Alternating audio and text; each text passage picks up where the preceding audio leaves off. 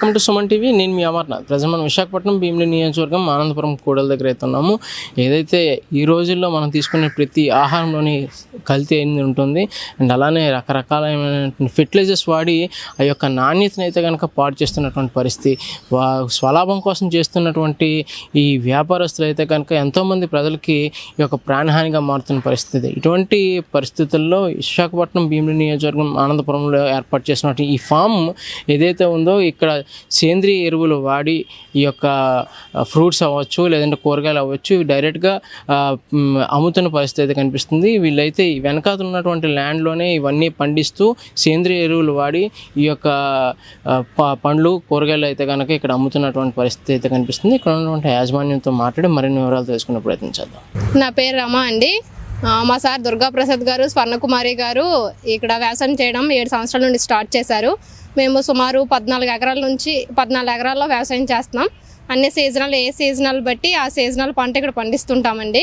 ఈ సీజన్లో అయితే మాకు ఇప్పుడు ప్రస్తుతానికి పుచ్చకాయలు పండిస్తున్నాము. పుచ్చకాయల్లోనే మాకు 3 రకాల పుచ్చకాయలు పండుతాయండి.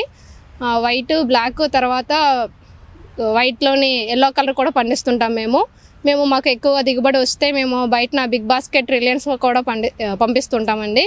మాకు ఇప్పుడు బీరకాయలు, బీర విత్తనాలు, బెండమొక్కలు అవి పెట్టిన 45 రోజులకి కటింగ్కి వస్తుంటాయి.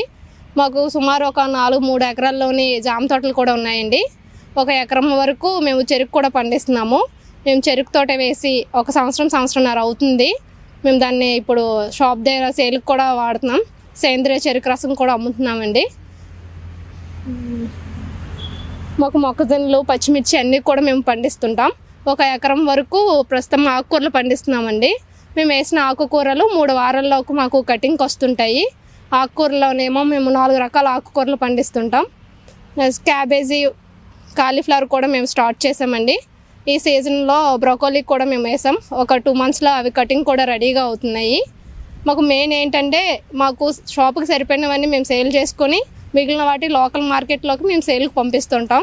బిగ్ బాస్కెట్, రిలయన్స్ వాళ్ళకి మేము మా సేల్ని కూరగాయలు మేము పంపించడం జరుగుతుంది. ఇక్కడ రోజుకి 10 నుండి 15 మంది కూలీలు వస్తుంటారండి. వాళ్ళకి వచ్చి వాళ్ళు మార్నింగ్ నుండి సాయంత్రం వరకు వర్క్ చేస్తుంటారు.